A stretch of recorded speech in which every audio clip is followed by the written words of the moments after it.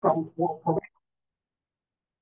100 nests, we've gone up to about 1,000 nests. Wow. And from a handful of volunteers, we now have 420. 420. Nice. Anyway, this makes it one of the largest citizen science programs in the state. Everybody's enthusiastic about ospreys. I hope you will all introduce yourself to other osprey monitors here, because everybody is very, very interested in pursuing the ospreys here. And so this program couldn't be as big a success as it is without you folks. Without you folks, we're done. We wouldn't be anything. So I'm so happy and so thankful that there are so many people that love ospreys as much as I do. I'll just tell one quick little story how I got interested in ospreys. I know that's 100 times. We can hear it one more time. My father, I lived right here in Milford. I grew up right across on the other side of the marsh here. And my dad was a big fisherman. And we had a dory, you know, a small boat. And he'd take me out flounder fishing out in the mouth of the river here. 1957, I remember.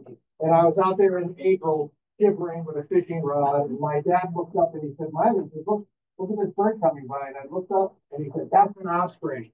He said, that bird will be extinct in your lifetime.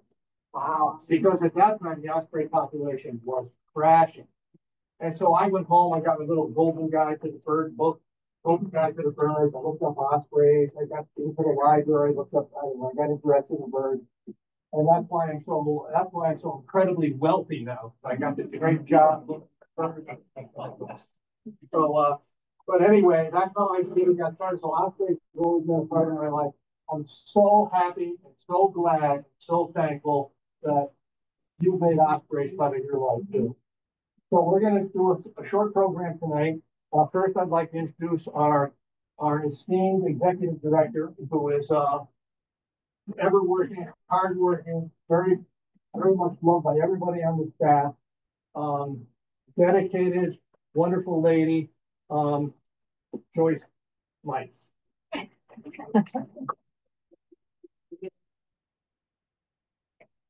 Thanks, sir. This is great. We're back in person again. How awesome is that? Yeah. Give yourself a huge round of applause. Amazing year. Without you, we could not be tracking this data. It is really, I think Miley said it, like this year was just astounding.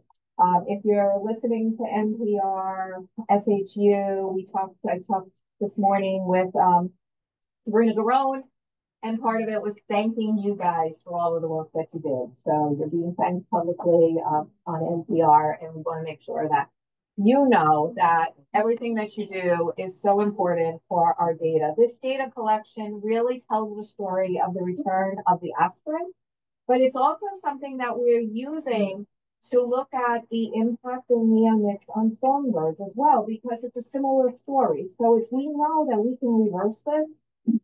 And we want to make sure that we're taking every precaution in Connecticut to protect the birds that are here in Connecticut.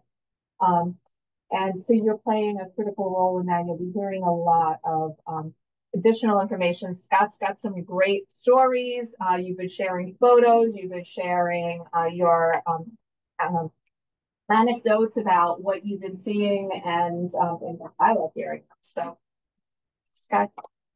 Kruitbosch, yeah. We're all learning new names. We are, yeah. Thank you, Joyce, and thank you, everyone, for coming. Thank you for all your work this year. Just a little background on me and where I'm coming from. I'm probably not the traditional Osprey Nation coordinator role because I'm not starting out in conservation. I've been in conservation for quite a number of years. The cover photo of this report here is an osprey, a female that we being myself and Twan Leanders, who was a conservation biologist at Connecticut Audubon Society at the time, back in 2011, we went down to Pleasure Beach on the road at the time that Fish and Wildlife was using to restore the property to rescue that bird who was reported just hanging out on the beach, not flying, not doing much. We went down, it was a hot day, and there had been really bad thunderstorms recently. We grabbed her, we scooped her up, put her in a box, we brought her back there. I remember Miley was at Stratford Point, and he took a look at her too and whipped her over to a place called Hope. and she had a dislocated shoulder. She got mended. She got put back out there in the world.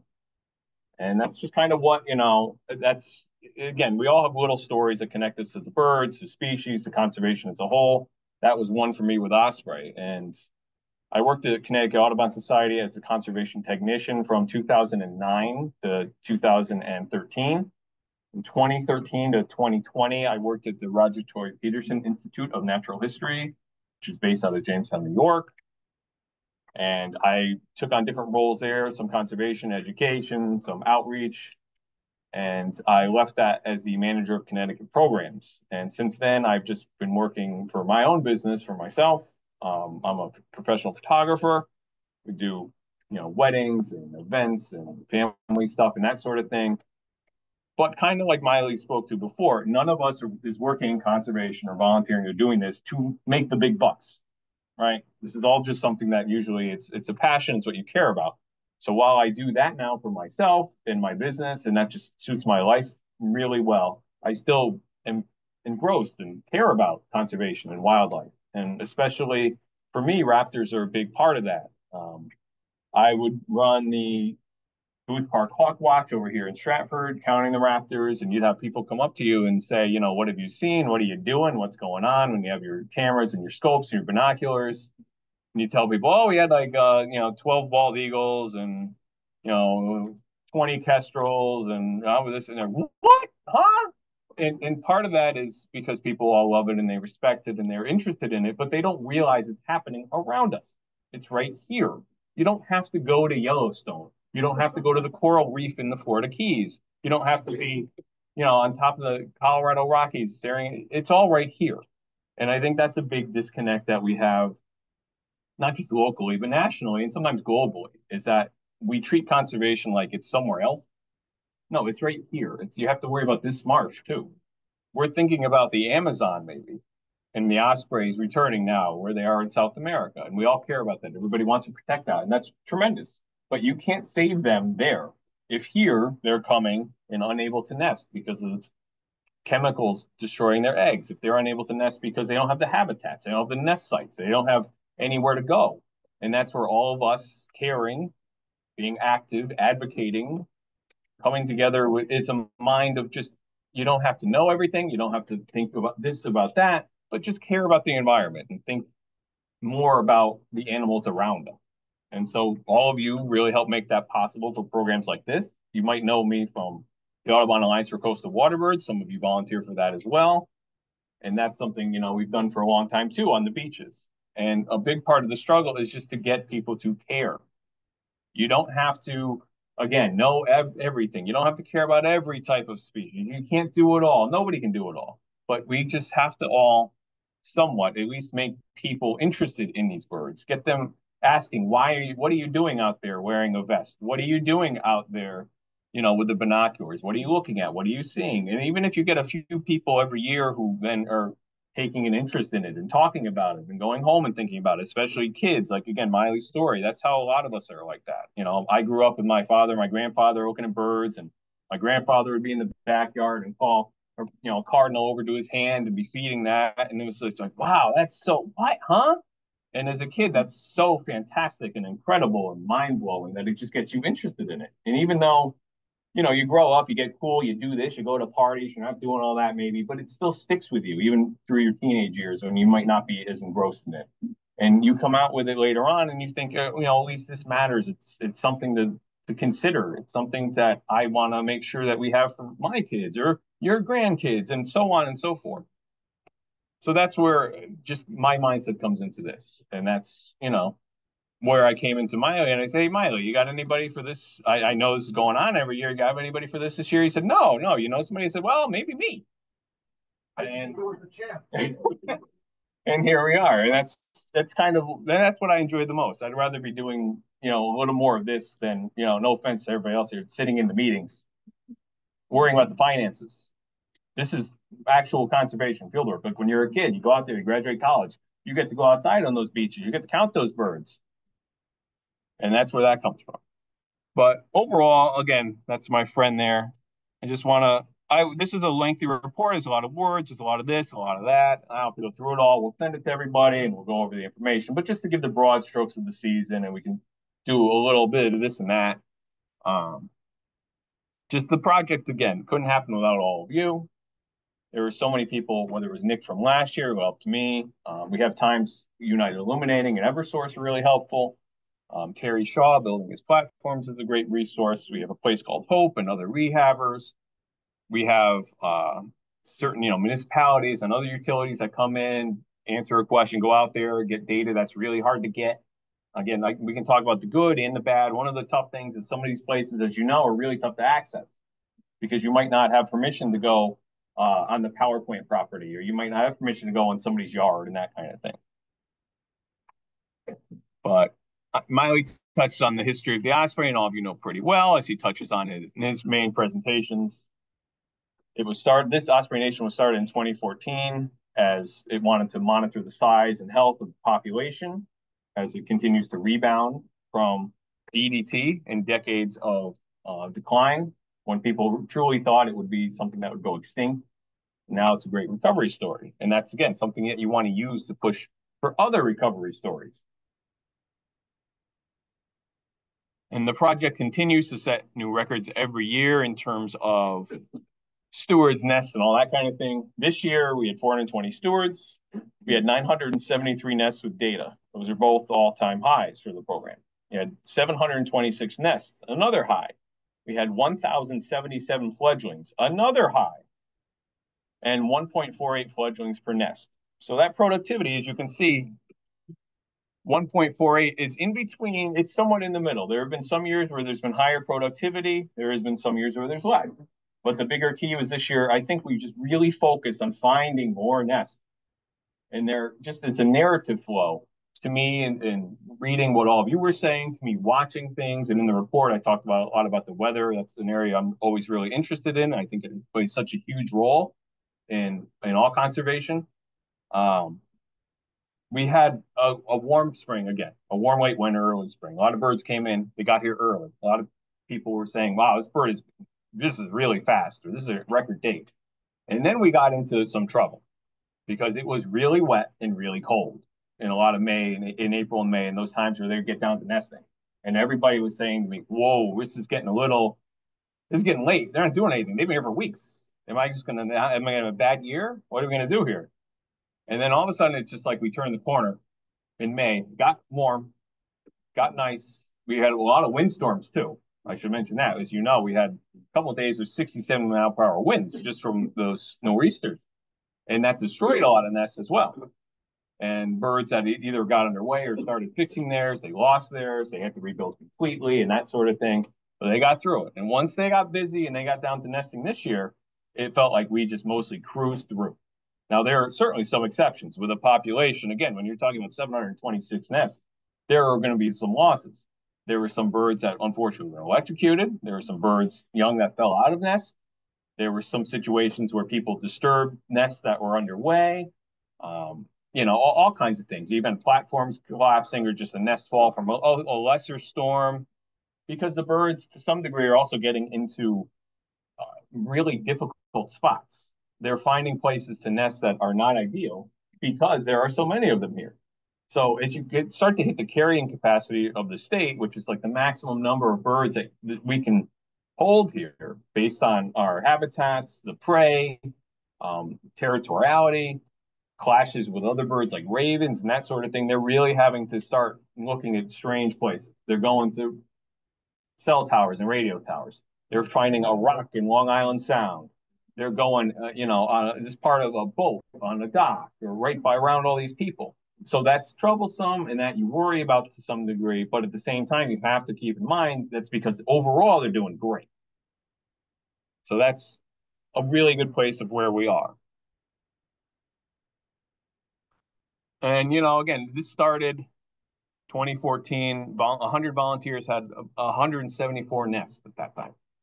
And you look at that, the jump up of over the years to now, it's just astounding. And to some degree, that's a combination of, yes, there are more and they're nesting in more places and they're having more success, but it's also more eyes out there. because I know there are more nests still, even besides what we said. There might be 100 more. I don't know, but there's a lot of places that are really inaccessible in Connecticut, and there's also a lot of places. This happens a lot in conservation. You have people. Where are you mostly going out? More people are in the cities. More people are on the coast, so they're going out in those areas. But I still saw a lot of reports come in. Sometimes there was one. Gosh, I think it was Torrington, one of the new nests up there. A total random woman emailed and said, hey, there's a nest up here in Torrington. She nearly didn't know about the program. She didn't want to steward it because she just didn't have time or whatnot. But she heard about it to submit it, and she knew this nest had been there for like at least a decade. So there are nests that are there that are just hidden in plain sight in areas that might not get birded as much. And that's what you find too. Even just when you're going out birding, everybody knows to go to Hammonasset. Everything's going to get dug out of Hammonasset. Every little bird, every little rare thing. And that's why so many rarities are found there, because people are there. But if everybody went up to Litchfield every day into certain little pockets, they'd find a lot of other crazy rare things too. It's just nobody's looking there. So I think one of the focuses is for the future for this is to try to even get more people in the quieter parts of the state. And that way you can get some of these more remote nests, you can get some nests you don't even know about, and just keep spreading that knowledge and the information. Scott, question. Yeah.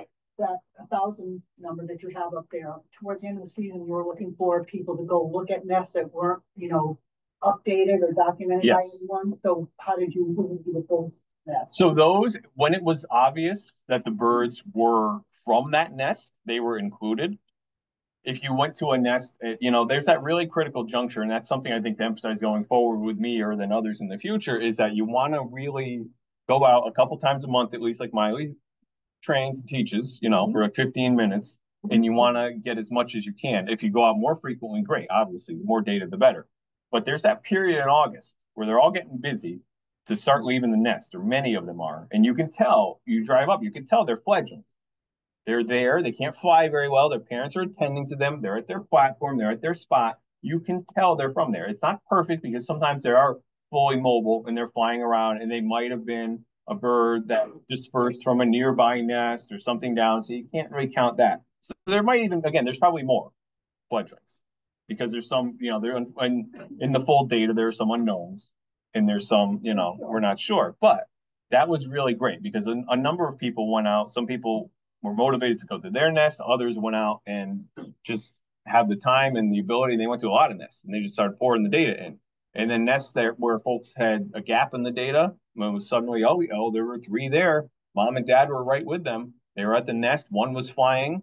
The other 2 weren't yet. And it's great. Perfect. So that helped a lot. So I think in the future, that's a real focus. And I know that's tough oftentimes because August is when people are also taking vacation, having grandkids or kids come over, traveling, doing, and life gets a little more in the way. And it's also very hot, might be a stormy day. It's tough, but that was a really good part of the season. So that helped a lot. And as did pushing for, in some cases too, like the municipalities, like Greenwich, for example, records a lot of their data. And I know from my own personal experience, you get very busy in certain seasons in the summer and other things going on. And I pushed more people in the fall as it got to October and it gets quieter. And they had a lot of information to provide for places that had holes because they had data throughout the season. They just didn't provide it or they didn't have time to get back or whatever. So that really helped too. Excellent. Thank you. Sure. Yeah. The fledglings, how do you count them? When do you consider, like I reported on one that started off by thought there was 4. Mhm. Then there was 3. And then I thought there was 2. So how many would you count as fledglings? As long as, again, you get to the point of we have birds. In August. Yeah, that's the fun part. Yeah. So you have a lot of nests that might hatch 3 and they only fledge 2 because one perishes along the way. You don't see it. Maybe in some cases you go for a week, you come back, and maybe the biggest one, the first one to hatch, fledged really fast, and that gets dicey. So I mean, again, this is not a perfect system because we're not there 24 hours a day. So in some cases, you're judging it as the past coordinators did. I look to this to some degree, and just knowing you're judging what you can. In some cases, you'll be a little more conservative. In some cases, you'll be a little more aggressive. If you had healthy birds all season And you get to that week and you see, and they were like a few days ago, they're fine. And then there's one that's gone and just you didn't see it flying and the other two are flying there, they're probably good. If it's a case of, well, I hadn't been there for a month, I saw the one was flying. I don't know where the sibling was. I don't know. That's probably just going to count the one. So it's again, it's not perfect. It can't be because you can't unless you're there every day, and that's not even then. Even then, you could get there. I've monitored. I did all the crazy field work in Stratford Great Meadows for years, and breeding bird surveys and all kinds of stuff with Miley, and we do that for water birds. We have our techs and our volunteers out there basically 7 days a week. But maybe you miss something at 6:30 in the morning when a bird got taken. Maybe overnight a storm came through and you lost one, and you just don't know. So it's a give and a take, and it helps a lot more too when the program is getting larger. So that even if you have mistakes, those mistakes are a little more diluted in the large data, in everything that you're capturing. You can get a better sense of things. So I would say again, we've discussed the history enough, and we can read about that more. But just this is, we had the map this year. I know it worked for more people. We changed it a little bit. I was talking to Stephen Martin early in the year. We were trying to come up with a better way just to view it, especially as it gets larger and larger, whether it was for people who are colorblind or just to perceive. I think my biggest goal in the spring was that you need to get people on Nest. It's not even, we can go through the data later. We can see what's what, but I just wanted everybody to be able to perceive how many are out there, what's open, what's not. And I know it's hard, first come, first serve. That gets frustrating. We're trying to spread the wealth and give everybody a shot. But then at the same time, I know some people can do more than others, and some people just have the time or the resources or the ability, or they're more experts. It's all again, a give and a take. We try to do the best we could. And even the ones that are left, honestly, they were all really tough sites. They were places that were only accessible by boat or kayak. They were places at the power plants in the east, inaccessible places. There were other private properties. I had numerous volunteers at different times for different places try to get access, request it from people, email, call. We would work if we could or whatever. And sometimes it just didn't work out. But the coverage, I think, was really strong. And next year, tend to do the same, just try to get as much coverage, as much people on as possible. And then obviously there are gaps and there are times where, family emergencies happen. A lot of people have to, are caring for others. Everything that happened since COVID is still kind of there with us. We're all trying to take care of family or friends. There's a work that changes fast. There's all kinds of things that go on. So it's totally understandable if you're missing it. If you want to know, if you want it in the future, just let us know. Oh, I can't get out there for August because this came up, and then we can open it up to more people. I think a great resource was the Facebook group too. Just if you're in there, great. If you're not, that's fine too. Believe me, I understand. But it's good to just be able to have a community and sense of just throwing stuff out there quickly. Well, this can't be, can anybody check this or do that or that kind of thing? And people helping each other get a sense of it, because you have people just joining now who are really interested. You have others who have done this for a decade. And I think that works really well. And just trying to help each other out, and all with the sense of we're all here for one thing, one goal, just caring about the birds, seeing what they can do, getting the state the best data they can to learn where the species is, what we can do to keep helping it. Just a question you mentioned, looking at areas that are less populated or less visited. Would you be able to give us some suggestions about where, because you see a bunch of water, right? If I go right in here, like I'm in Candlewood, yeah. Right, and you've got reservoirs and all this, but I don't know whether those are good places to go look or not. I think that's a great question in itself. I think any place there's water, or we want to know exactly, and sometimes they're not even that close to the water because you don't perceive that this is with a couple miles from a river because it's not that accessible. But for them flying, it's really close. So, you get into Candlewood up here. It's really good. I'm sure there's got to be more in some of these areas up around Hartford. I am driving a lot, all in this area. Yeah, and I don't see any. But yeah, ought there to be? There should in some places. I mean, we have some random ones like, oh, this is in Stanford or something. It'd been here for so many years, and then somebody just reports it now, and it's suddenly there it is, and it's just not somewhere it's quieter neighborhoods and that sort of thing. I know over here, I'm very familiar with here too, because I'm from Stratford, but the Reading East and Weston and all that, those are, again, it's just a lot of suburban neighborhoods. It's a lot of inaccessible parts. There's a lot of, winding, twisty roads. You can't really get to the reservoir. You can't get good vantage points. There has to be. The school complex. Yeah. Got Osprey on it. Yeah, exactly. So there have to be some good places there, even if it's just another dock or a tower or something else. And I mean, that's it, it's crazy because this might just get sprawling, and I don't know what the carrying capacity is in Connecticut, but we're gonna push the limits here.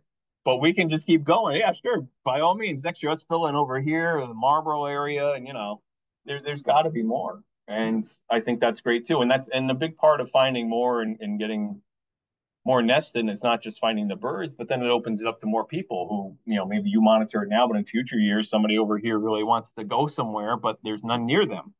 So then they can go visit it and they go out, because I had a lot of, I wouldn't say a ton, maybe 15 or 20 emails at different points in the year from people who wanted to monitor, but it was late in the season or mid season. Most were taken and they just didn't have any near them. So I was encouraging them, if you can find a new one that's not on the map, tremendous. Go have a scavenger hunt, report it, find it, we'll log it in there, and there you go. But maybe more of that in the future to come. And as much as we say that, these coastal areas I know can still maintain even more.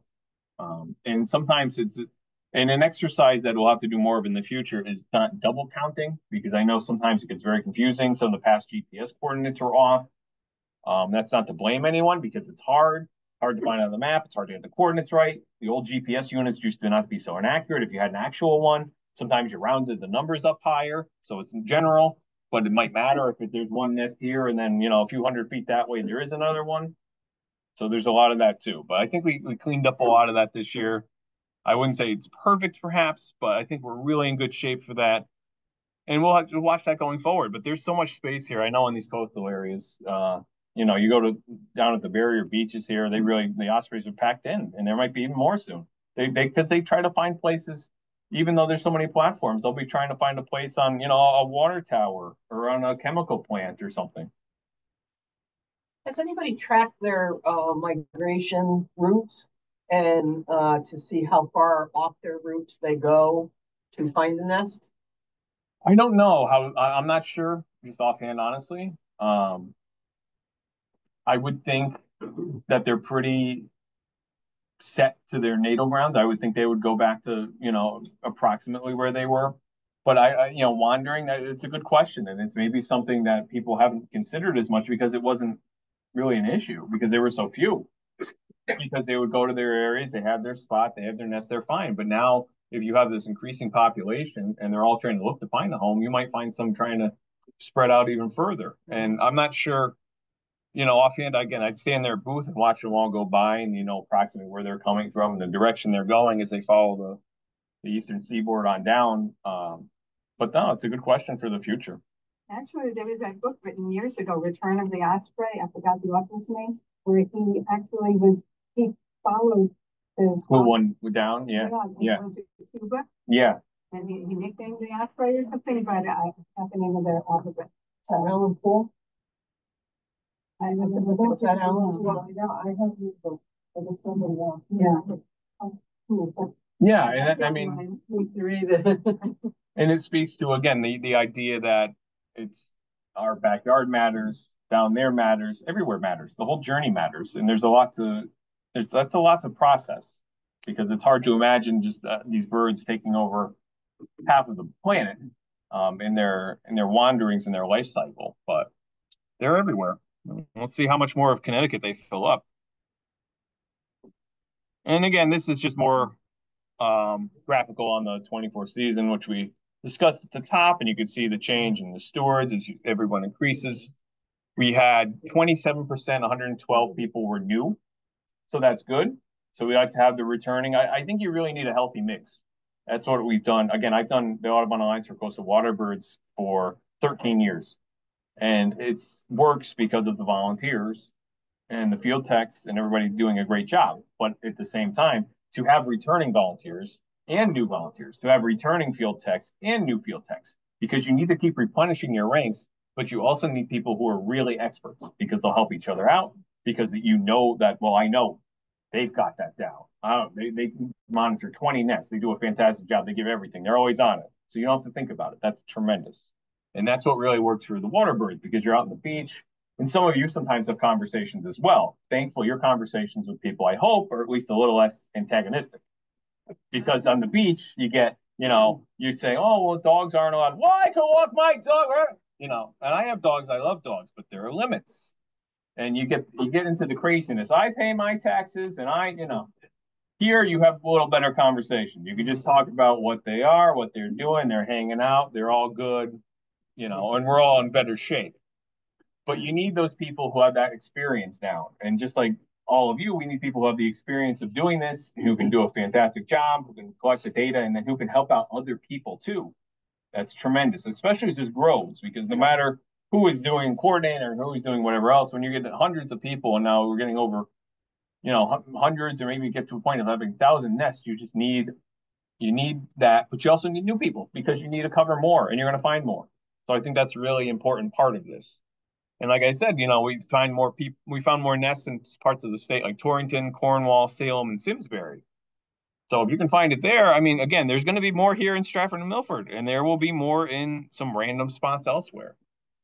And that's the number of nests with data. Even with the hiccup with COVID, I mean, I think everybody's done a great job over the years, and it shows a clear trend. And again, the trend is thankfully nearly universal. Monitoring efforts, increased monitoring, more people means you're going to find more nests, more active nests, you're going to get more data, you're going to get more results, and that's continuing to happen. Of the 726 nests that are active, I had 83 abandonments, 105 vacant platforms, which is interesting in itself, because then you're saying, okay, there's just still space. But sometimes that space might not be desirable, because maybe they have neighbors really nearby. You have bald eagles, you have common ravens who could pester them. You have other osprey who are there.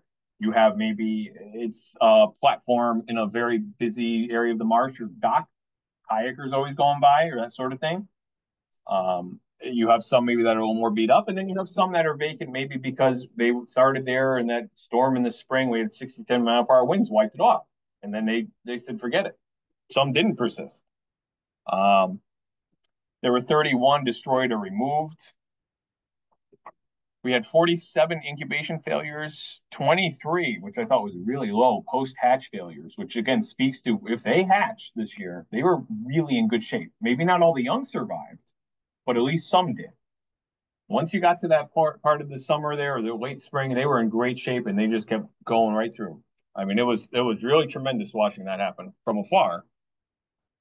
We had 562 nests successfully fledging chicks, and then 94 were active with an unknown fate. So even from there were, I'm sure, a lot more fledglings, but you had 94 that, whether we had everything from vegetation grew up and there was no access point and couldn't see it, to someone, couldn't keep monitoring the nest, to they were monitoring, they went back, they had been active with birds and they were gone, but the nest was there. So again, you counted as active, they bred, they had young, but you don't know what happened.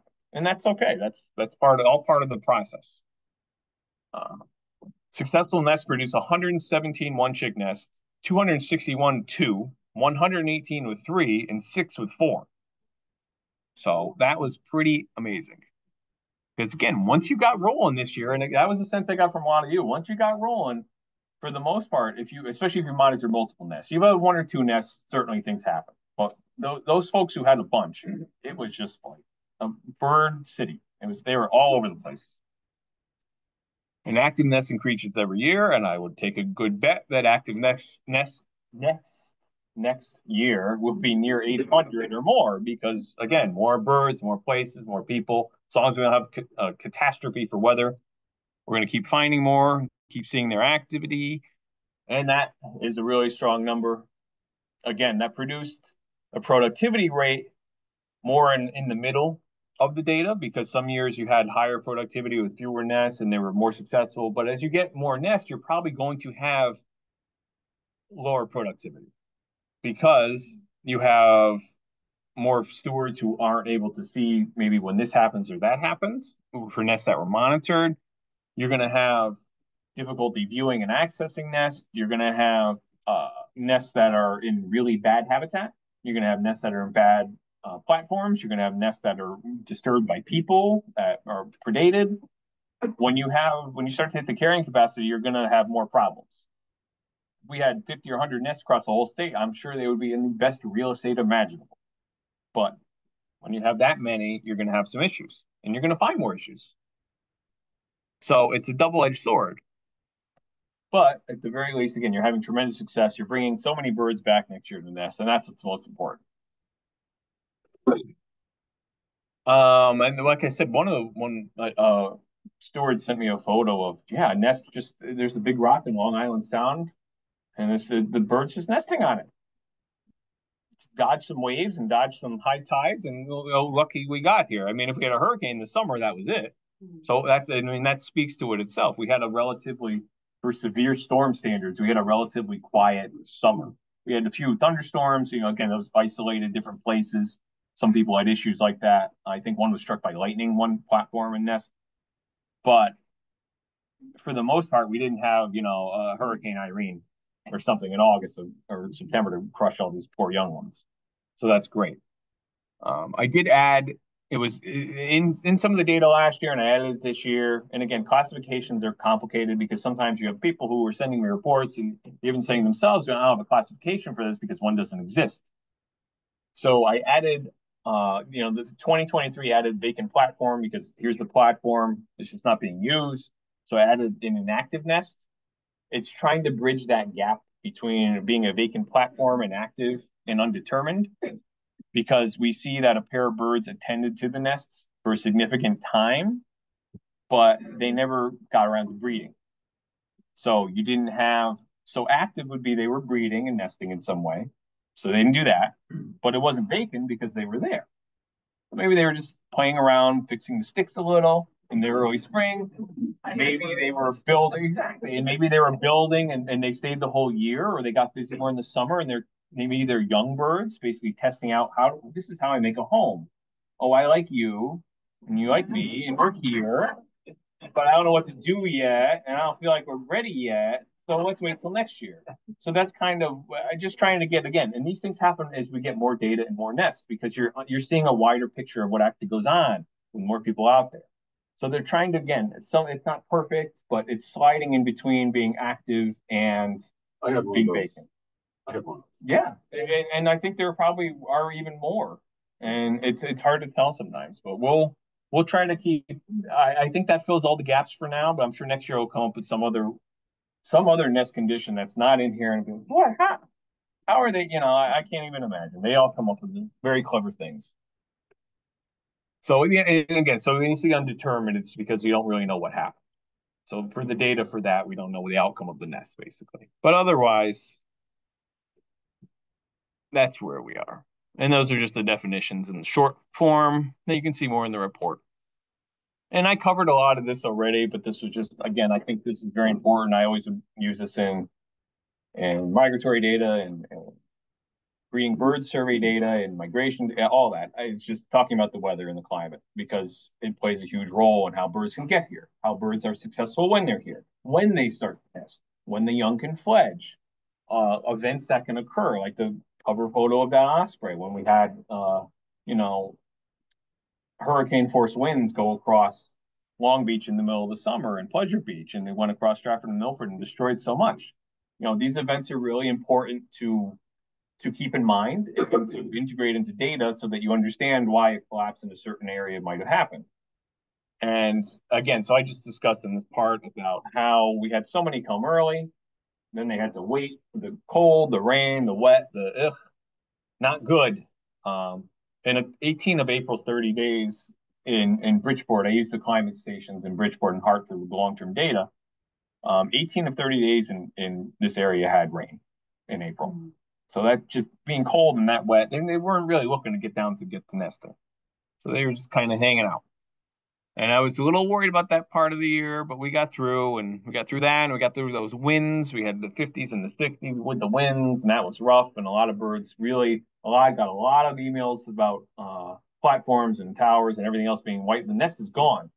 And, there's not much you can do. And similarly, just when I got this a little tangent, but people remove the nests in the winter too, a lot of times from cell towers, from other places. That is legal. There are no birds nesting on it. The nest that's there, they can take off. When the birds are in it, they're active at it, they're sitting at it, it's illegal. Can't touch it. But when it's in the winter, if it's on somebody's dock, if it's on a cell tower, company's going to remove it. It's on a power line, utility poles, they remove a lot. Because sometimes too, the birds do get electrocuted and they do start fires. So that is legal and people do it. And the birds do thankfully, again, rebuild. And that's what happened this year. A lot had to get busy building then after they've been hanging out for a while and they lost it. But a lot of them did. And it was very successful, obviously. A question on Sure. Card. Does the Audubon group, do you have any contacts with any of the companies that manage the cell towers? I imagine it's not that many who do, because I just had a nest removed a month ago. They went up to the tower and took it off. Yeah, so I work closely with UI company, and they're doing UI? United Illuminating. Yeah. And so they are replacing a lot of their facility stanchions, the old towers, are putting new ones up. And so I'm working with them because some of those towers have Osprey nests on. So are they one of the main tower? Yeah. Are there more? Usually there's more than one. Yeah, but UI is the main one. The nest that I just lost, it's a brand new tower. Yeah, that's UI. Probably UI. And a beautiful nest that was just went up this year, and they took it off about a month ago. So they have a conservation unit where if they're removing nests, they want to put up a new platform. So like in Bridgeport now, where they're going through across Ash Creek, there's a nest on Tower Island, and that's a big stanchion. They're gonna be taking that down and replacing it. There's an Osprey nest on it. So they're working with us to find out where is the best location to put a platform up to replace that. So they're actively trying to replace nests that they have to remove with new platforms. That's great. So that's and they're spending a lot of money to do it, and so that's a good thing. Yeah, and any time that I had or Miley had to talk to UI or Eversource, they were very responsive. They were really good about it. I know in some cases, again, when you're on the ground and you see it removed, it's shocking and it's like, oh no. But we really do have incidents that happen when they're up there too. So I know it's a good spot. And again, they're trying to find a place. They got to work on getting back to some of those platforms. That's why you're building more, and they'll find some of the more vacant ones. But sometimes you have electrocution, you have fires that have started, you have, and even just over the winter, some of the really tall towers, they're, going a couple 100 feet up, you're subject to so much more wind. They're going to be blown over anyway or pretty battered. So it's one of those things. I understand it's frustrating, but at the same time, they're doing a good job. We're trying to give them new homes too that are better. So you would say within UI, there's some sort of general understanding in the crews that are doing the work out there that if there's a nest, they should let somebody know. If they absolutely, oh yeah, I think they have to take it down. They'll phone with UI at least twice a month anyway. Wow. I'm working with them now that they're trying to find places to put new nest platforms up where they're replacing all these towers. So yeah, they're pretty active. Yeah, they are. They're more invested than they need to be. So to their credit, as Miley said, it's costly. And they certainly could do whatever they want in the winter, but they're trying and they understand it, and it benefits everyone to give a better, more preferred home, hopefully next door, as opposed to back on the lines. Well, there's no new tower anywhere near. I mean, there's no platform or anything near where this tower is. I assume those birds are going to come back and put another nest right in the same place. Could be. It could be. Yeah, I mean, and a lot of times ravens will come into those too, and they'll grab that up. Last week of potential areas where they could build platforms. They want to know what my opinion is if the platform work well here or work well there. So I mean, they can't cover all the bases all the time, but I think they're actively trying to be good conservation. So yeah. Good useful information to you if I were to say there was a nest here and it's gone now. Sure. I'll tell you which one. Yeah, tell Miley. Yeah, especially in the off season, if you tell Miley, because I won't be on. But yeah. Oh, I didn't want to interrupt. Oh no, you're going. Okay. Anybody have any questions? Oh no, I'll keep going if you're. Sure. Yeah. No, but yeah. So I was at Greenwich Point, there's this island and there's a statue of an eagle, a big, huge bronze statue of an eagle, and ospreys for years had their nest on top of it. Oh, that's funny. And so the town was worried that it had gotten so heavy that it was gonna break the statue, which they didn't want to have happen. So with Friends of Greenwich Point, we built like a platform right next to the statue, and those ospreys came right back to the statue and the platform empty. So I was wondering if you had any tips to, you know, make it more desirable.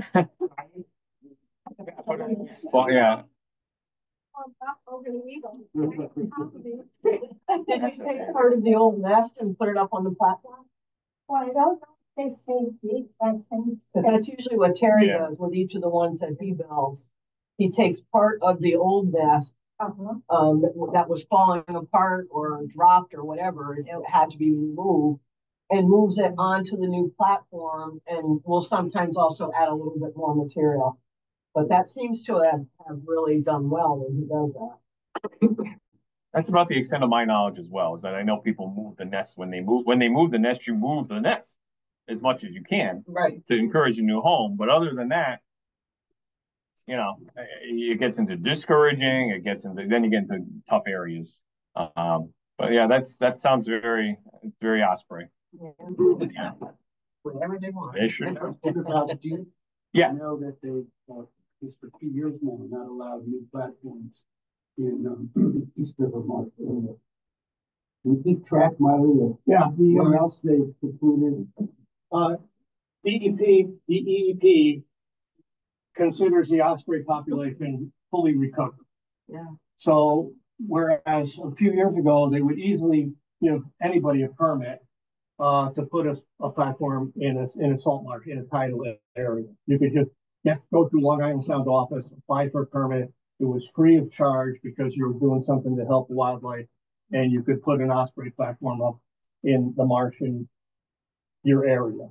But now, since Steve considers the ospreys fully recovered, they're not giving those permits out anymore because they say it limits the multiple use of the area. So in other words, if you put an osprey platform out in the marsh at the edge of a creek someplace, kayakers can't use it. They can't go too close. Fishermen can't get too close. We have an issue out here in the river about fishermen getting close to an osprey platform. So DEP says it limits the multiple use of the tidal areas. So they're not giving any more permits to put osprey platforms in tidal areas. So that's one of the issues that we're dealing with now. The other big issue that I'm dealing with now is some of these osprey platforms are 50 years old. They're falling down, they're decrepit, they're falling apart, and people want to go out and people will call me and say, when are you going to fix this platform that's out on, Great Island? I don't have the resources to do it. Chop, chop. But we're thinking about trying to develop a program where we'd need a grant to do it, to put together a group of people who would go out and repair osprey platforms. But that requires, boat, motor, people, staff. So that's very expensive. But it's something that really needs to be needed because some of these platforms that are like 50 years old are going down. Yeah. And since DEP won't give us a permission to put new platforms up on tidal areas, we can still repair platforms that are existing there. And so that's something that we need to work on in the future, but that's a very expensive proposition to get staff and equipment to go around and repair platforms that are falling apart. So now I encourage people, if you have the resources and when there's a platform going down, sometimes you can get scout groups to go out and help repair platforms. Terry Shaw he's just a terrific guy, and he builds spectacular platforms, dedicated, hardworking, but he's limited in what he can do in the areas that he can do it. So he can't do it all over his state. But that's one of the issues we're looking at right now is what are we gonna do when all these platforms start to fall down? I'll give you a little in between case. Tell me what we can do. So there's a little tidal estuary. Yeah. A small island out in the middle. It's exposed during low tide to the animals that get out there. Yeah. And there's a small dead tree on it. And some Osprey built. This is the inactive one I was talking about. They built a nest last year, and the trunk of this little dead tree is probably only like this high. Yeah. And I was thinking maybe one of the reasons they abandoned it was maybe you've got during low tide, it's maybe accessible to other animals around the bottom, and maybe right. a collar would help. Sure. Would that need a deep permit to put a collar on a dead tree? No, I don't think so. No. And if they give you a problem, you think that would you think that would help? I mean, is that potentially sure. an issue? Yeah, sure. It's just raccoons climbing up. Yeah. We've had raccoons trying to climb up into our. Well, the raccoons go out across the tidal. Marsh and high tide. Yeah. And they will go up and take Yeah. that. Would up and sleep in the. Yeah. So, All right, so a collar there might be a good idea. Yeah, it's a great idea. Yeah. So that's a couple of the issues the future is throwing at us. In other words, one of the other issues is, I don't know, you want, are you? What are we doing? That's all right. Okay. That's a good segue. Perfect. He did all this perfectly. So one area we look at again, I even just mentioning the platforms and they're falling apart. That's sometimes why they're vacant. Maybe so, but when you move down to Chesapeake Bay this year, it was a great example of what can happen when you have a lot of success going on and suddenly you don't. Because they had 571 pairs in 12 different study areas, and an extremely high percentage of the main stem of Chesapeake Bay had single chick broods or nest failures due to starvation. And populate, they're all there, they're all having a great time, and it turns out that the main reason they found was the Osprey had a real problem finding menhaden, and that in areas with fresh water, they could still get to gizzard, shad, and catfish. But in the areas of saltwater and the more some of those sites, they were storing finding menhaden. So then it gets into what's your harvest like? How much are some of these companies taking out of the waters? Maybe what was fine before isn't fine now. Maybe if it was fine some years, there's another population dynamic, something that's going on in another year, and then it's not fine. And for them locally, they're going to have to look at their harvest restrictions, and they're going to have to look at, what can be taken from these waters because it dropped below the level of sustainability this year, the productivity rate. So their population, suddenly in the near future might be imperiled. And that's why even a couple things, when you look at our population, you see that we have so many doing so well that we're acting as a safeguard and a buffer for, the Osprey and the East Coast, as we are for water birds as well. Again, that's been a big thing. All the other states always look at us for our plovers and our beach birds. What are you doing? How is this working? How do you get so many out of here for such a small area? And it's almost the same thing now for Osprey. So for on the Chesapeake thing, are you saying that company Omega Protein, they harvest menhaden? Yes, they have an industrial harvest, and the menhaden is actually fish. Yes, and the concern before, apparently there was a concern that they were overfishing maybe for other species and catching others, the bycatch. But now maybe you're catching too much of them, and what you just translating this obviously to us is that while they're looking for, more of the cause, more of the details, more everything, we have to keep in mind that our fish populations change. That what are we harvesting? What can we take? And then stuff like, climate events, as our waters are changing temperature, as our waters change conditions, what's going to happen? The main productivity of menhaden on the East Coast comes from the Chesapeake Bay. The menhaden that come up through Long Island Sound are born and bred in the Chesapeake Bay. So those fish that are being over-harvested by Omega, possibly, are fish that are eventually going to come our way or not come our way. This is why I'm so concerned, because if they're over-harvesting menhaden, they do samples every year with the National Marine Fisheries Association and Service, and they look at what the bloom of the menhaden population is during what the spawning issue is every year. And so every year they say, well, we have a major spawning of productivity this year in Chesapeake Bay, so we're going to increase our harvest. But that sometimes that doesn't pan out all the way you think it should. And so my concern is that if menhaden are declining or very badly declining from over harvesting in Chesapeake Bay, that's going to affect us at some point. Because like I said, our menhaden are the principal source of most of our osprey prey in Long Island Sound are menhaden. Those are spawned in Chesapeake Bay.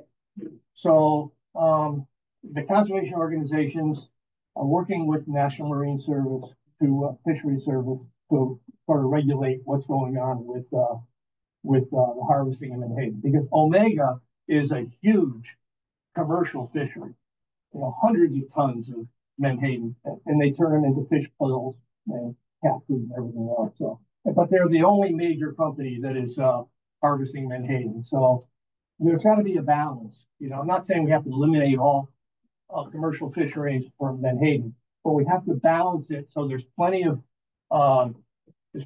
food resources for, and it's not only ospreys, but all our sport fish here, from bluefish, striped bass, to fluke, to everything, and even our coastal birds feed on the small peanut bunker, we call them, which is menhaden. So to take a huge chunk of that resource away has a major effect, not just on ospreys, but everything else. So. Yeah, just the education.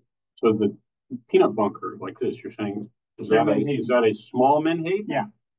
So that'll grow bigger. They grow up to hand size. Yeah, because the ones I see the birds taken are like this. Species. So that's peanut bunker is just an immature menhaden. Right. And the menhaden, they like to swim near the surface. Is that why they're? Yeah, menhaden are filter feeders, and they feed mostly on phytoplankton. So they're always at the top. Yeah, and so the phytoplankton needs sunlight, and so at night it's down below, but in the daytime the phytoplankton rises to the surface to get the sunlight, and that's when the menhadens are up there filter feeding. And that's the main sort of filter feeding fish in the Sound. One of the main ones. We have other filter feeders that are other herring species, river herring, Atlantic herring, et cetera, that are also, but menhaden are the main ones. And, we used to have a commercial harvest of menhaden in Long Island Sound. When I was a teenager, the menhaden boats would be out there, they'd spot the big schools with an airplane. The mothership would come up.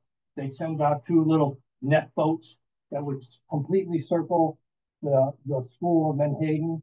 They bring them up to the main mother boat, and they vacuum them out of the water with everything else that was in there, bass and bluefish and everything. But we've got a moratorium on that now, so there's no longer any commercial fisheries for menhaden in the Sound. Yeah. Have they actually checked to see if the numbers of menhaden are less, or could it be something like pollution that the osprey can't see them, or that's affecting the numbers of them? It could be a lot of things, but I think most of the research is indicating that it's over. Because they were specifically focused on starvation, and they're finding young starving in the nest, and underweight and under this, and and then maybe they can't see the. Yeah, maybe they can't see the fish if the water. I understand. Yes. Polluted, then they can't see the fish. I think they think as Miley said. I think they're focusing. Yeah, they're really focused on that, and I mean it's. And like all, can always change. The populations rise and fall cyclically, or for reasons. But if there's anything we can do to help the population, like decrease the commercial harvesting, I think we should do it. Because I'm worried now that if they have eliminated all those different age classes of menhaden from Chesapeake Bay, what's going to happen up here? Because we get our menhaden from Chesapeake Bay. And then it might get into kind of like are we going to see sites inland or up the river in better shape than we do with the sound sites. Yeah. And that might be, again, if that happens in the next couple of years, maybe that's exactly what you're starting to see. But this is why your work is so important to us, because you guys are giving us the data that we need to show when the osprey population begins to change, if it's going up right now or when it's going down. If it weren't for you guys doing the hard legwork out there looking at these nests, we wouldn't know. We would say, hey, doesn't it seem like there's a few less ospreys around? But we really don't know, you know? Doing this report yesterday, I was in a meeting, so I can't tell. I haven't been out there for a while, and that's how it goes. So without your work, we wouldn't be able to know when the osprey population takes decline or rise. So. Anyway. And that's basically, that's a good, again, another Miley segue. That's about, that's the good summary of everything. And that's basically where I am to this. It's just the overall, again, very strong, great numbers. Thank you to all of you doing tremendous work. Many reasons to continue to be vigilant, many reasons to keep educating, as support for conservation, environmental, all that wavers on a lot of levels now. We have to just continually try to bring it up from the bottom, grassroots, talk to people, just engage people, get them interested in it, get them caring about it, even on the most basic level, and see where it takes us. This is not easy. And again, you can't really do any conservation work now as organizations or state, federal, et cetera, without the use of volunteers to be out there collecting the data, talking to people, seeing everything. It just can't happen. It just can't. So thank you all. And, we'll see where the future goes. Hopefully it keeps going in a good place. Even again, still going to go upward, even if there's a few speed bumps. We're doing well here. So let's just keep that direction. Yeah. We're good. Yeah. Got four questions in the chat. Oh. Thanks, Chad. Yeah, just pull it up. While she's looking for that, Yeah. can I ask you, do you have any kind of data on nest changes in production? Like I had a nest that for 8 years now, I've had 3 every single year, 3 fledglings every year. And this year, I know she was incubating. I know she was feeding. I could see her. It's pretty far off, but I could see that she was feeding, and there were no fledglings this year. Yeah. And then I had another one that decreased in numbers. So again, it's all there. It's all in the database. It hasn't been compiled and sorted through by anybody because the nature of the position. You come in March, it's crazy. You're getting underway, finish up the report, and here we are. But I'm sure in future years, with extending the project or full-time CAS staff, they can look at that sort of thing, especially if you're hitting, roadblocks, and it's getting bad. But that's all there as long as you're. Feeling was that there wasn't like a whole bunch that were failing or anything. No. For a while in the Facebook group, it sounded like we were. Well, exactly. That's what I meant in the spring, because you hit that and you said, "Oh boy, this is gonna be a rough year," because you had the rain, you had the wind, you had cold, but there wasn't really any discernible pattern to me to what failed, whether it's from previous years or this part of the state was poor. It was there was pretty widespread success, and there were a few, again, there was just incidental things. Yeah. Stuff you can't control. Like there's like somebody would tell me this nest, they think, got really disturbed by kayakers and boats. This nest, they were on the utility pole. One adult got electrocuted and died and lost the nest. And then, there's all kinds of stuff like that. So some of this was comments. Lori Shaw noted that Alan Poole did some banding and noted Rob Beauregard with Osprey tracks. It was part of an earlier conversation. I think that's when we were talking about the book. Yeah. Right. And then Madeline was asking, I think everybody's familiar with Madeline because she runs our Facebook.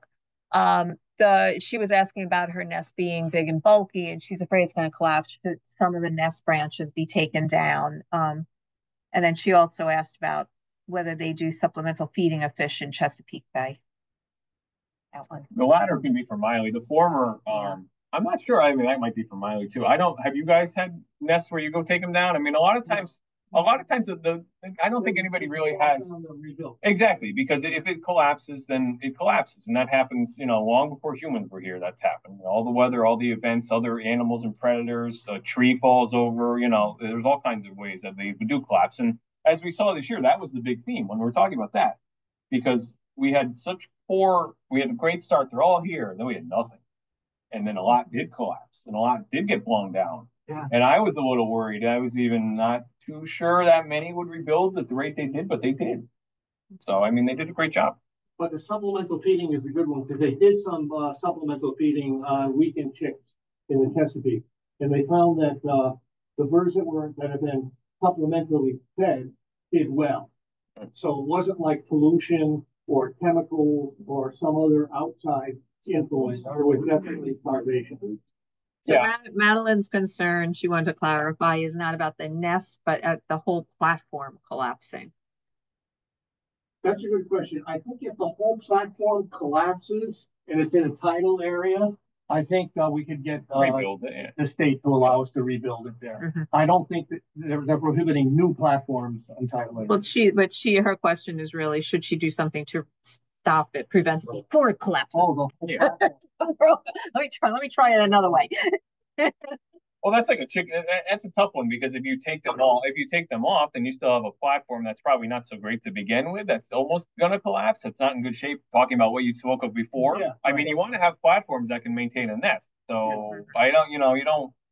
Yeah. If you try to save the platform, that's fine and that's great intentions, but we're not. We don't want to worry about it. Exactly. Nest on it, and that gets bigger. Yeah. So. I mean, but I know the concern then would probably be, but okay, so this happens. They have the nest. They're there in the spring, and then they're worried about the bird collapsing with the birds on it. Then that's something to look at. But again, that I think speaks to the platform's integrity itself and the fact a lot of these need to be replaced. And Miley's great, information before about that. His great idea. Yes, you just need We just need a funder. So, billionaire who wants to save the Osprey. I'm a billionaire, but I had an idea walking today. There's the Osprey backpack company, and I was wondering if we could approach them and do something for their marketing. Look at what a success we're having. We need to rebuild platforms. We could even, I don't know. I'm not really a marketing person, but it just occurred to me that approaching the Osprey backpack company might be very successful. Actually, I think we have somebody on our staff, whose name I won't mention, that could look into that. Great idea. She's taking a note in the back. We got it. Thank you. Good idea. Concern about the hydrilla keeping the osprey from fishing. If I have a nest in the Salmon River, the hydrilla through there is so thick sometimes you can barely kayak. Yeah. Mm-hmm. So it came up while we were monitoring our nest. Like, if we can't even kayak through this, how do the birds see fish? Was your nest successful? This year it was. Yeah. Mm-hmm. So but I don't have any data to support that. Wasn't near as bad this year as it was last. I mean, I'm not sure off the top of my head the range of foraging, but they really do get around pretty well, and they're pretty persistent with that. But I don't know. But it's a great condition. Again, that's a great status to keep in mind because there's so many variables that come into play of having a successful nest, and the quality of the river, the quality of the habitat, the invasives, the predators. It's when the adult males first come back in April, it's not a lot of food for them. Yeah. But they don't need a lot of food then. They're just feeding themselves. Females aren't back yet, so they get a fish or two every other day. But what's really helped support those males and the early females is the state trout stocking program. Because we see ospreys coming back from the areas where the state has stopped streams. right in the river of Fairfield, I see, right next to the Brookside, boom, ospreys bouncing in, coming up the trout that the state has got there. We had the best urban bird treaty dedication ceremony in Hartford, and the city had sent out their guys to stock the pond that we were on, and the osprey were diving for the fish through the presentation. So there's a supplemental feeding program. So it's in a few years, we have to reduce the osprey population. There's too many. They're taking all of it. It's a new program. And how many times do you get complaints from neighbors on carp getting taken? Every day data on how many years mature couples come back to breed? Because over the last few years, we've noticed several nests that have been consistently highly productive and are in excellent shape, where suddenly there's nothing, and in one case, not even incubation. And so, assuming these are no, we don't. Yeah, getting replaced. What's the turnover rate? I don't know. I don't know what the turnover rate is. It'd be interesting to find out if there's been any research on it. Yeah, it might be. I wonder if it's improving at all, and then you wonder if it's. Yeah, I don't know. That's a good area to. Yeah, you need a lot. You need to do a lot to get that. But. What we saw here was when our platform went down in January and we put the platform back up, a juvenile male came back earlier than the original male, and because there was no nest on it, he claimed the platform. And when the female came back, she mated with the juvenile, and the original male was hanging out by the original platform. Poor guy. So again, another problem with the Osprey Nation program: too many birds, too much success. So we have to reduce the number. But that's what we were talking about. You have so many birds now that you have some really pushing the envelope and getting back here faster, and then they do that. You have so many birds that they're, you can replace couples, and they're snatching their platforms away. And this, I'm sure, 10, 20 years ago wasn't a problem. Question, we've got all these data that we've compiled over the last 10 years, which are just basic data. Somebody could mine that data and come up with a lot of different Trends. Yeah. Yeah. There'd be a lot of different things we could come up with. So the data is there. Yeah. I should get a hold of UConn, maybe, see if there's any graduate student. Yeah. If you know any graduate students, any of your grandkids looking to do research projects, we're open for ideas. We have data, lots of it. Yeah, and there's a lot, and we're going to try, what works, it works great. I might, in some cases, I try to get a little creative. I don't know. I know some people have a lot of nests, and when you submit data, you might not want to do it for every, it's hard because you have so many to look at. There's so many birds, it's expanding. But we have all the data. We're going to record all that more. We're going to mine through it more, see if we can come up with even more efficient ways to get it in.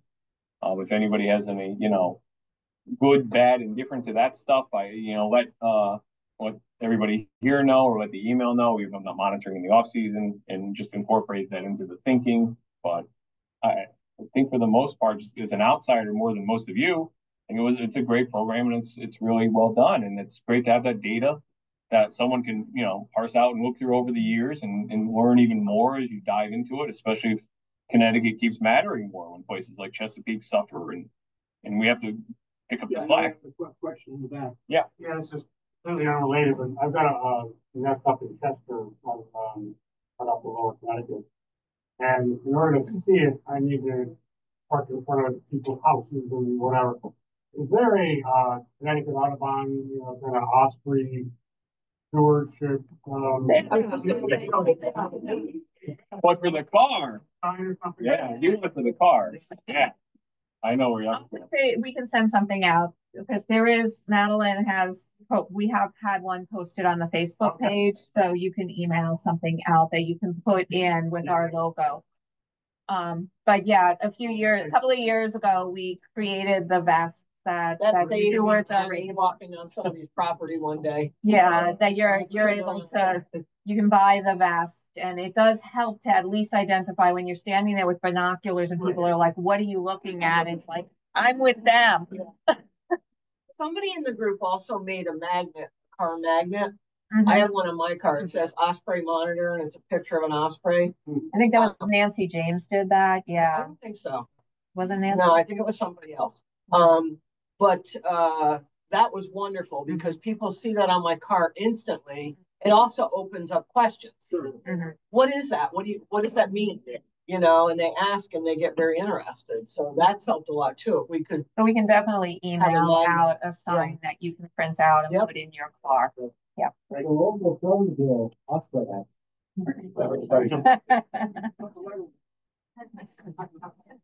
What do you want? You want a car thing? Now Miley's jealous of your hat.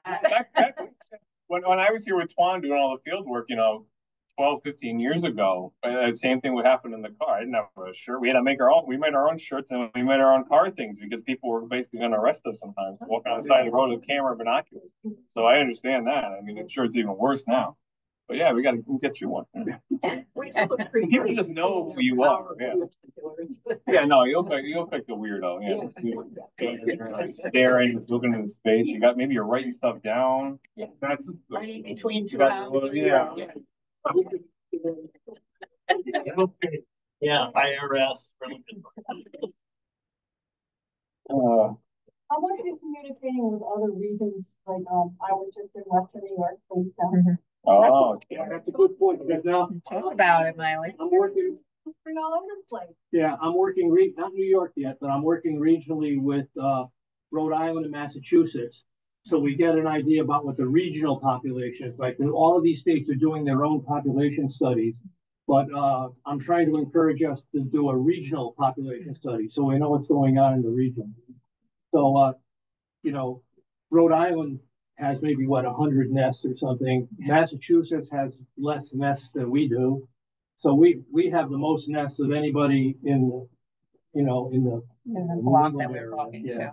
Or is it just that they're the most known nest? Are we sure it's a bigger number?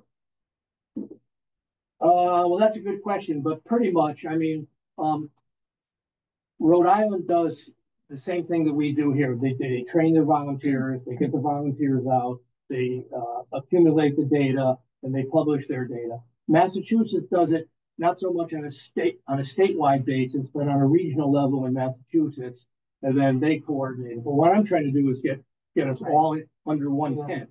So we know what's going on. And we're also a state where we have several major rivers that go up, and the Osprey clearly follow the rivers up, and they may not continue all the way into Massachusetts. It may just be getting just too far for them. Yeah, they're getting lazy. Yeah, and apparently Massachusetts doesn't stock their ponds as we do. Any other questions? Anybody have questions? Do Osprey pair off and then make a nest, or does the nest come first? well, I think that's Miley would know better than me. I think that's an age-old question to some degree. And I think it changes to some degree, like Joyce's example of here, because they were paired for years and then they're here. But when did that start? Is this pair now going to be a pair after he came back and he had the nest here? So she was like, "Oh, I'll just be with him now." So the young birds leave here, right, in October, and most of our birds go to South America, one of the tributaries there of the Amazon, and they winter in different spots. But the young birds don't come back here until they're adults, so they don't come back next year. And when they come back, they're usually paired. So they pair sometimes between there and coming back here. And then when they come back here, that's when they start looking for the new nest. And generally, the first year back, they do housekeeping. They build a nest. They won't want any eggs. And the second year, because they mate for life. I hate to say mate for life. They might mate for life, but they don't mourn for a minute. Wow. And on that note, thank you. So These are classic Miley. generally, the second year that they put nest, and then they get that becomes The reason I'm asking that is I have my nest on the beach. Yeah. And within about less than half a mile there's a nest. Yeah. Right across from Lou's gut is a section what I call the bashal pan. There must be about 10 or 12 osprey that don't appear to have nests. Well, it's hard to say, because they don't hang on the nest all the time, They'll the male will be out fishing and then he'll put someplace for a while, and then come back. So it's hard to say that they don't have nests. They may be loafing nearby. So yeah. And then we have those inactive ones, like Miley said, the young come back, and that's that category basically is the inactive ones. They're just coming to do a little housekeeping, we'll try out and see where it takes us. And And then, you lose some too. And when you lose them, then what do the widows do? Wandering around trying to find something else? For a minute. Yeah, exactly. So they're already looking. That you Actually, they're hanging out there. Yeah, so they get right busy on it, and They have a job to do. it's tough. Yeah. And even migrating here, I'm sure some lose their mate along the way. Migration usually the most perilous part of a bird's life, and and with the more birds here, more can happen. Okay.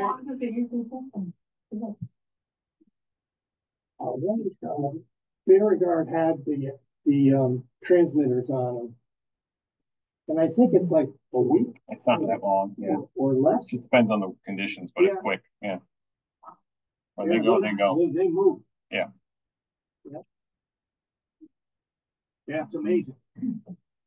Hummingbirds, hummingbirds fly across the Gulf of Mexico. A little bird will fly across the Gulf of Mexico. In the wind. That's why birds are so fun. There's always something to learn about birds, You never know it all, and you're always finding something else out, which makes it continually interesting and important. So. Do they fly nonstop or do they stop? The hummingbird fly No, Osprey. Well, they'll short stop down to the Gulf states, and then they go across. Or some, I think he had one that just went right across from New Jersey. I think it depends, yeah. Yeah. Because some are a little better shape, some are a little, more fit.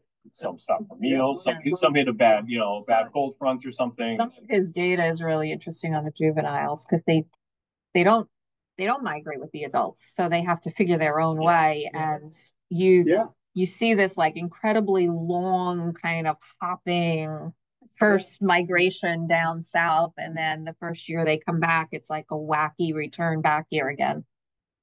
They're like one of them. They landed on Cuba, and they were trying to figure out what was the best way to get to Florida, and they were literally zigzagging Cuba, and you just saw this line going back and forth. It's fascinating to see the data that he's pulled on tracking them and what they do. And the young learn to fish completely on their own. They're not. They don't learn anything from the adults on how to fish. It's all instinctive on their own. It's amazing. That sounds like our kids.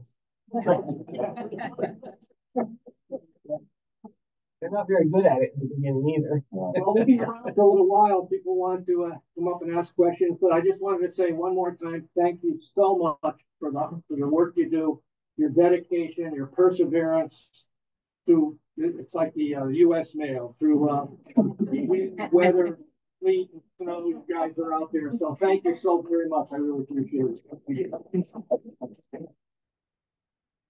I don't put Scott on the spot, but he's coming back next year. So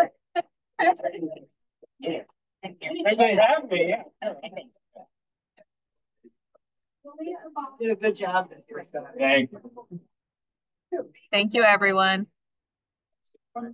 Hi, thank you so much. Many masks.